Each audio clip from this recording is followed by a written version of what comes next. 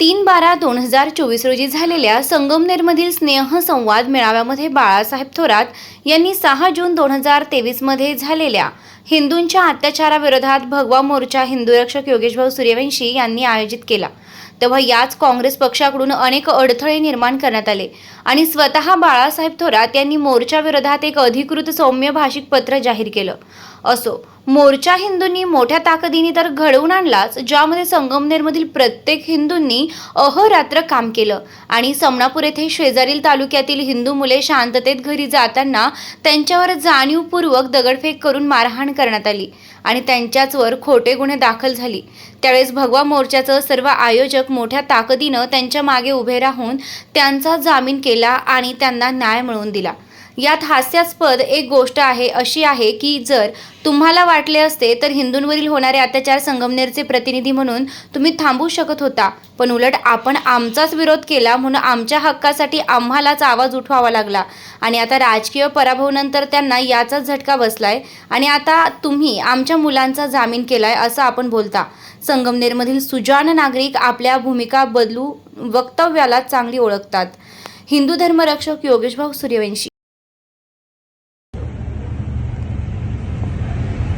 जय श्रीराम।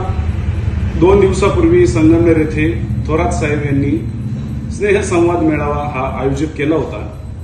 त्या ठिकाणी त्यांनी आपल्या भव्य मोर्चाबद्दल काही वक्तव्य केले, ते आपण ह्या पुढच्या व्हिडिओमध्ये बघणारच आहोत। आणखी एक गोष्ट सहज सांगेल, मध्यंतरी हिंदूचा मोठा मोर्चा झाला, आम्हाला टेन्शन आलं। काही मंडळीचं तुमचं नव्हतं, संगमेरवाल्यांचं, काही मंडळीचं होतं का संगमेर तालुक्यात दंगली कशा घडतील याचा प्रयत्न करण्याचा प्रयत्न काही लोकांचा होता, नाकारता येत नाही। तुमचं स्वास्थ्य बिघडवायचं होतं, त्याच्याकरता धडपड त्यांची चालली होती। कोणाची मॅनेजमेंट होती मुद्दाम तपासून पहा। तेव्हा त्याच्यात आपले शहाणे सुरते सगळे माणसं होते, शांततेनं पार पडलं, मी नाकारत नाही। समनापूरला एक घटना घडली, मी त्यावेळेस आपल्या निळवंड्याच्या पाटाचं पाणी पूजन केलं होतं निळवंड्याला, त्यावेळेस मी बोलतो। दुर्दैवानं काही त्याच्यामध्ये मला थोडस धक्काबुक्की झाली आणि त्याच्यामध्ये जे मुलं होते ना ते दुसऱ्या तालुक्यातले 15 पोरं दुसऱ्या तालुक्यातले सापडले, त्यांना अटक झाली। अटक झाल्यानंतर जामीन द्यायला कधी येईना, त्यांचं नुकसान होऊ नये शेवटी जामिनाची व्यवस्था आपण केली। कोणत्या त्या दुसऱ्या तालुक्यातल्या मुलांची की ज्यांनी तिथे गडबड केली होती, म्हणजे असं पाहतो आपण। चला झालंय, शिक्षा झाली, चला भेटू बरं। तर त्यांचं असं वक्तव्य होतं की भव्य मोर्चा वेळेला जेव्हा मोर्चा झाला त्या ठिकाणाहून आपले काही हिंदू मुलं समनापूर येथून चालले होते, तर समनापूर येथे तर थोडीशी धक्काबुक्की झाली आणि त्या मुलांवर गुन्हे दाखल झाले आणि त्यांना अटक झाली। तर साहेब म्हणतायत की त्यांचं जामीन आम्ही केलं। तर माफ करा साहेब, त्यांचे जामीन हे आम्ही केले आणि ती घटना धक्काबुक्कीची नव्हती। ती घटना अशी होती, भगवा मोर्चा झाल्यानंतर सगळे हिंदू शांततेने चालले होते आणि समनापूर या ठिकाणी समोरून दगडफेक झाली।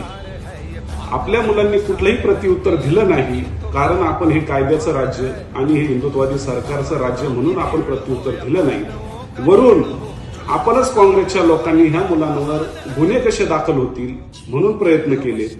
आणि साहेब तुम्हाला एकच सांगतो की ह्या मुलांचे जामीन आम्ही आणि यांच्या पालकांनी मिळून दिलेले आणि यांना अटक झाली ही मुलं सोडवण्याचं काम आम्ही वकील देऊन केलेलं आहे। रात्रंदिवस आम्ही पळालेलो आहे। ठीक आहे, आम्हाला अभिमान वाटतो का आता तुम्ही थोडी थोडी हिंदूंची बाजू घ्यायला लागलात, हे कुठेतरी बदल आपल्यात होतोय याचा अभिमान वाटतो, पण लोकांना फसवण्याचं आणि लोकांना भ्रमात टाकण्याचं काम आपण करू नये एवढीच विनंती मी करतो।